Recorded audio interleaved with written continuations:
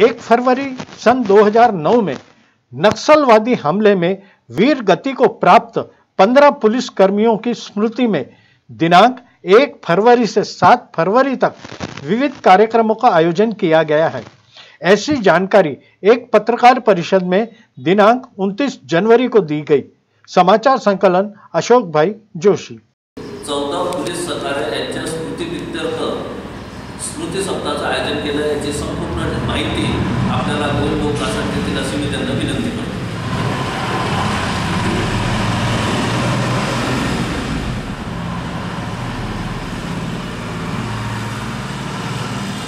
आदरणीय सर्व पत्रकार बंधू आणि मंचावरील सर्व मंडळी यांना नमस्कार। आज या ठिकाणी मी आपल्याला शहीद उपेंद्र कुर्तेकर स्मृती स्मृती सप्ताहाच्या आयोजनाच्या कार्यक्रमाविषयी माहिती देण्यासाठी उभा आहे।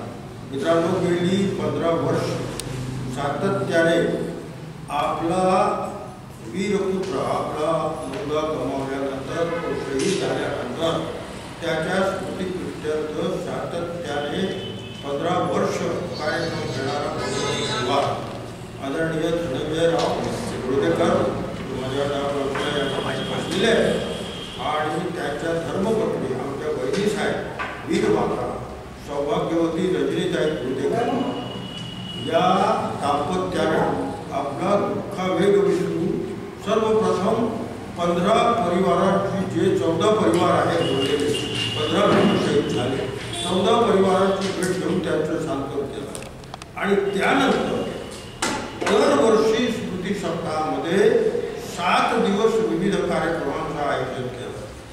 गेली 15 वर्ष हा कार्यक्रम चालू आहे।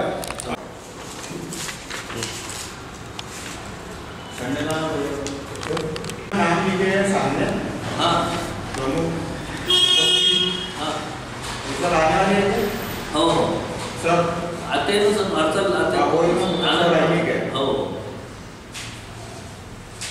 वो प्रोटोकॉल के हिसाब से हर साल अलग अलग रहते हैं।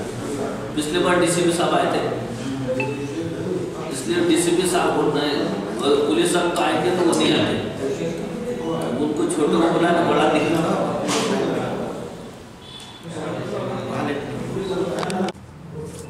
मी डॉक्टर गोविंद कासट या ठिकाणी आपल्याला कुर्तेकर परिवाराच्या वतीने शहीद उपेंद्र कुर्तेकर यांच्या स्मृतीप्रित्यर्थ सप्ताहाबद्दल या ठिकाणी बोलण्यासाठी आलो आहे।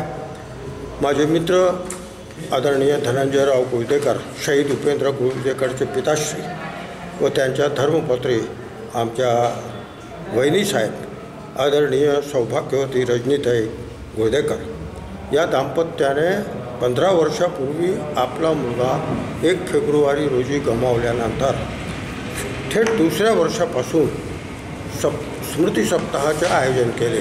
त्यामध्ये कंपल्सरीली पहिला दिवस त्यांच्या निवासस्थानी स्मृती सप्ताहाचा श्रद्धांजलीपर कार्यक्रम असतो आणि मग 2 पासून तर 7 तारखेपर्यंत उर्वरित दिवस विविध ठिकाणी शहरातल्या अशा अडचणीच्या ठिकाणी अंध विद्यालय, अपंग विद्यालय, मूकबधिर विद्यालय, मतिमंद विद्यालय, अनाथाश्रम, तपोवन कुष्ठबांधवांचं किंवा बाबा श्रद्धेय बाबा आमटेंचं आनंदवनपर्यंत इथून 220-25 किलोमीटर दूर असलेल्या आनंदवनपर्यंत विविध कार्यक्रम या ठिकाणी ते घेतात। यामध्ये आणखीन एक कुर्तेकर परिवाराचं मला जे आवडलं की आपला दुःखावेग विसरून संपूर्ण 14 परिवारामध्ये उर्वरित त्या ठिकाणी त्यांच्या भेटी घेत ज्यांचा मुलगा शहीद झाला त्यांच्या नातेवाईकांना भेटून त्या ठिकाणी त्यांचं सांत्वन करून आजचा हा जो सप्ताह कार्यक्रम आहे तो ते त्याही कुटुंबामध्ये कळवतात की आम्ही असं करतो आहे। त्यांच्याकडूनही यांना पॉझिटिव्ह रिस्पॉन्स येतो आहे की कोणीतरी आपल्या मुलाबरोबर